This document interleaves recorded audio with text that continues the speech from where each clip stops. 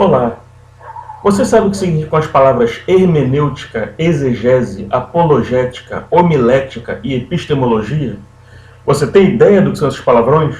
Bem, eles são bastante importantes para os cristãos de hoje, então vamos descobrir a que eles se referem. Até porque, infelizmente, por não conhecer esses conceitos, muita gente por aí está sendo levada por vento de doutrina e heresia. Aliás, outro palavrão que as pessoas pensam que sabem o que significa e não compreendem bem o conceito. Hermenêutica seria a correta interpretação de um texto. Em geral, um texto pode ser torcido ou mal interpretado, e compreender a sua coerência interna é fundamental para que se tome decisões corretas. Não apenas isso é importante na interpretação bíblica, mas também em outras esferas onde se reconhece a necessidade da correta interpretação de uma regra para sua aplicação. O direito é um caso. Advogados compreendem a hermenêutica constitucional, por exemplo, para que as leis não caiam em contradição entre si. Vamos dar um exemplo. A lei proíbe o homicídio. No entanto, permite armas aos policiais. Seria isto uma contradição? Obviamente que não. O homicídio é um crime onde mata-se alguém por motivo qualquer, como raiva ou roubo, a que chamamos de latrocínio, ou vingança. Quando a sua vida é colocada em risco por um homicida, você tem o direito à legítima defesa. Você não precisa, para estar certo, ser assassinado como um pacifista para só depois o criminoso ser julgado. Você tem direito de preservar a sua vida, e se você tira a vida de alguém que tentava tirar a sua, isso é legítima defesa. Você não é imputado porque não foi você o agressor. E como você não é obrigado a aceitar sua vida sendo arriscada ou sacrificada por outrem, seja lá qual for o motivo dele, você tem direito de defesa. Isso não é homicídio, pois foi o outro ao te agredir que te deixou sem escolha. Foi dele a falha que iniciou o problema. No entanto, a maioria dos cidadãos não está apto em termos de treinamento militar ou preparo psicológico para se defender. Para que os inocentes não sejam presa fácil de agressores e abusadores, existe um corpo de Estado preparado e legalmente autorizado ao porte de armas e uso da violência sob certas normas e leis para a defesa de inocentes. Conceito chamado de legítima defesa de terceiros. E isto justifica o armamento policial sob a hermenêutica, como uma extensão do direito à integridade física e legítima defesa dos cidadãos. Obviamente que, infelizmente, policiais corruptos muitas vezes não seguem tais normas, mas embora o aspecto prático precise de correções, o propósito da existência da polícia é este e deve ser respeitado. Na ausência total de polícia, estaríamos todos à mercê de violências uns dos outros. Só lembrar o que aconteceu quando houve uma greve dos PMs no Espírito Santo. O conceito de hermenêutica é o que permite este entendimento. E ele é especialmente importante, pois críticos levianos da Bíblia apontam contradições simplesmente por não conhecer o contexto ou a interpretação. Um exemplo simples seria a genealogia de Jesus.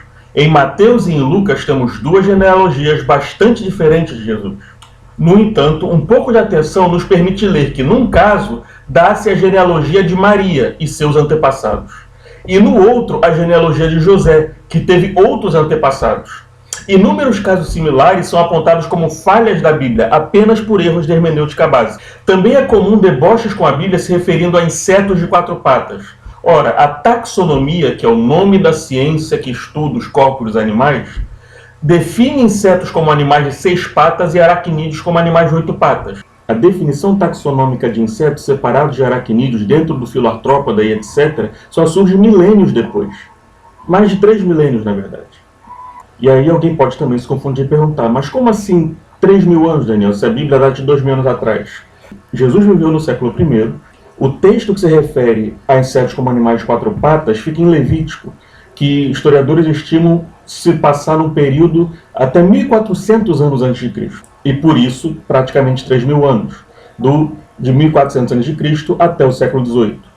Essa definição de taxonomia só foi criada no século XVIII por um cientista sueco chamado Carl von Linné, ou conhecido às vezes pelo nome traduzido de Carl Linneu, ou apenas Linneu, sendo que Linneu era curiosamente um criacionista que acreditava que todas as espécies foram criadas por Deus e depois não se modificaram. Inclusive, Linneu faz alguns comentários sobre a criação nos seus textos, e ele defende uma ideia que era chamada na época de fixista, que era a ideia de que não havia evolução, mas que as espécies foram criadas e nunca mudaram desde então.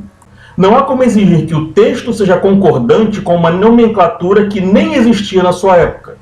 É como querer corrigir a gramática dos originais bíblicos baseado no português moderno. A questão não é a Bíblia errar em afirmar que insetos tinham X patas. No caso, as citações a insetos como animais de 4 patas Provavelmente, no caso, falava-se de lagartixas ou pequenos animais que eram identificados como pragas, daí eram referidos ou foram traduzidos como insetos. Entendem como essas pequenas concepções errôneas podem gerar críticas ou correções que são apenas falta de atenção? Por outro lado, em vários casos, há conclusões precipitadas que assim geram outras ideias erradas. No contexto eclesiástico, ou seja, religioso, tais conclusões equivocadas são chamadas de heresias. Por exemplo, há pouco tempo a gente teve um exemplo de um sujeito que se dizia pastor e que tinha 2 esposas e dizia que ele estava seguindo a Bíblia. Ele não leu a Bíblia toda, ele se baseou naquilo que acontecia no Velho Testamento e ignorou que no Novo Testamento é recomendado a cada homem ter uma só mulher. E que Jesus fala, no princípio criou os Deus, macho e fêmea, para que se unam e sejam uma só carne. E que por causa da dureza do coração das pessoas, que foi permitida a poligamia, mas que não era essa a intenção do Criador. Você tem esses esclarecimentos que muitas vezes faltam, e aí volta ao que eu falei lá no texto. A pessoa não sabe o que é hermenêutica, exegese, homilética, etc. E acaba aceitando heresias ou engolindo críticas, às vezes até se desviando da igreja por ideias completamente sem sentido, ou que apenas precisam de um pouco mais de estudo. Conhecer como diferentes eventos e normas se comunicam é fundamental para o cristão que precisa desmentir os constantes ataques desonestos feitos contra a palavra de Deus. Um exemplo comum é quando se cita Levítico como inválido porque os crentes hoje comem camarão. De fato, havia em Levítico uma norma que proibia comer certos frutos do mar. Posteriormente, no Novo Testamento, vemos Jesus dizer a Pedro numa visão que todos os animais são puros para se comer, em Atos 10. E também vemos uma referência sobre a pureza de todos os alimentos em Marcos 7, 18 e 19. O conhecimento do que foi mudado do Velho para o Novo Testamento invalida esse questionamento. Mas, infelizmente, muitos cristãos não conhecem sequer o termo hermenêutica, quanto mais como utilizar corretamente uma hermenêutica para refutar argumentos contrários à palavra de Deus. Entender, por exemplo, que de fato muda do Velho para o Novo Testamento. No Velho Testamento, sacrificava-se animais e muitos crentes não sabem por que não fazemos mais isso. Eis que Jesus, em seu sacrifício na cruz, substituiu a importância de qualquer sacrifício, os tornando desnecessários. Algo que é explicado não por coincidência na Epístola aos Hebreus, no capítulo 10. Literalmente, a Epístola aos Hebreus informa cristãos judeus que eram familiarizados com a tradição dos sacrifícios de animais. E para eles era necessário esse esclarecimento, já que para os gentios essa prática não existia. Portanto, a hermenêutica é um termo mais geral sobre a compreensão de textos e sua harmonização. Já o termo exegese é quase um sinônimo de hermenêutica, sendo que a diferença principal entre elas é que a exegese é mais usada na história, sendo que a hermenêutica é mais usada no meio jurídico. E a exegese tradicionalmente era mais usada também nos estudos religiosos. Por isso se estuda muito exegese em seminário, porque quando a gente fala de hermenêutica aplicada à Bíblia, normalmente a gente está falando de exegese. Mas hoje considera essas duas palavras praticamente sinônimas, embora existam algumas diferenças em alguns campos de estudo dos métodos que identificam cada uma. Da exegese bíblica, por exemplo, é muito mais importante conhecer os idiomas dos textos originais bíblicos, como grego, aramaico e hebraico. Um bom hermeneuta de outros assuntos não precisaria desse conhecimento. Então, quando você ver o meme debochando, apenas lembre a esta pessoa que a interpretação não é arbitrária, mas leve em consideração dados históricos, a cultura de cada época e local e amplos estudos filosóficos sobre a ética, além da concordância geral do texto sagrado. Mas se você puder corrigir a má interpretação citando fontes confiáveis, isso será muito melhor. Perceba quanta gente se desviou ou quanta gente se escandaliza do Evangelho, ou quanta gente que não conhece o Evangelho tem uma péssima imagem dos cristãos como sendo ignorantes ou alienados, porque ela é alienada e acreditou nessas fake news sobre a Bíblia. A Bíblia diz que o povo padece por falta de conhecimento, em Oséias 4:6. E no momento em que se tem desafiado o conhecimento bíblico, os crentes falham por não conhecerem a palavra. Lembre-se que Jesus foi provocado pelo diabo no deserto e sempre respondeu usando a palavra. Todas as tentações de Satanás foram refutadas por Jesus citando algum versículo, mostrando que não seria enganado porque ele conhecia a palavra. Mesmo sendo filho de Deus, há versículos nos evangelhos em que Jesus é mostrado lendo as escrituras, na sinagoga explicando e compartilhando o texto com os demais. Em Lucas 4, 16 a 30, a gente tem uma citação disso. De similar forma, os fariseus tentavam provar ou provocar Jesus com perguntas capciosas. Ou seja, uma pergunta capciosa é uma pergunta maldosa, uma pegadinha, uma tentativa de induzir a pessoa ao erro para acusá-la de desconhecimento ou desbaratar seus argumentos. Jesus percebia a malícia nas perguntas e também as rebatia com sabedoria. Precisamos hoje de mais crentes que saibam como usar a palavra com sabedoria contra as provocações mundanas que têm levado ao desvio de muitos.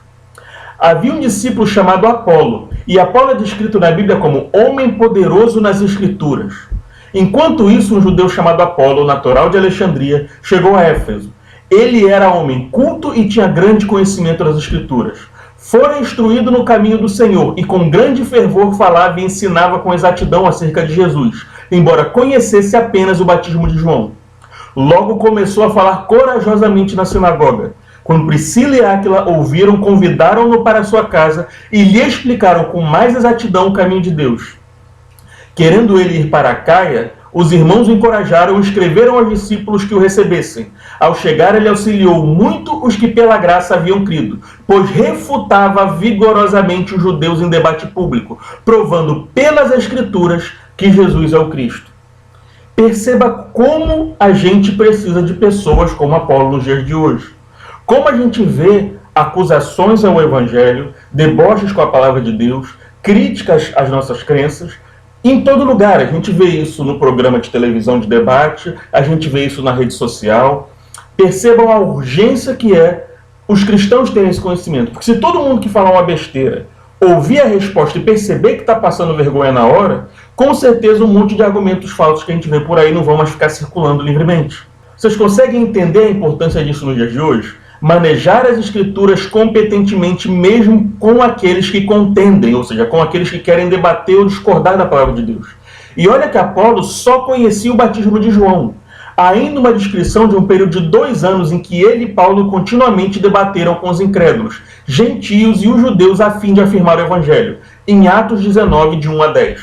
Temos que falar ainda da heresia, que é uma deturpação ou má interpretação, também chamado de eisegese. A eisegese é uma antítese, ou seja, o oposto da exegese. Pois se a exegese é a correta interpretação, a eisegese ou heresia é a deturpação. Muitas vezes dolosa, ou seja, com intenção maliciosa de deturpar, tentando forçar a palavra a dizer o que se deseja, mesmo sendo contrário do que ela diz.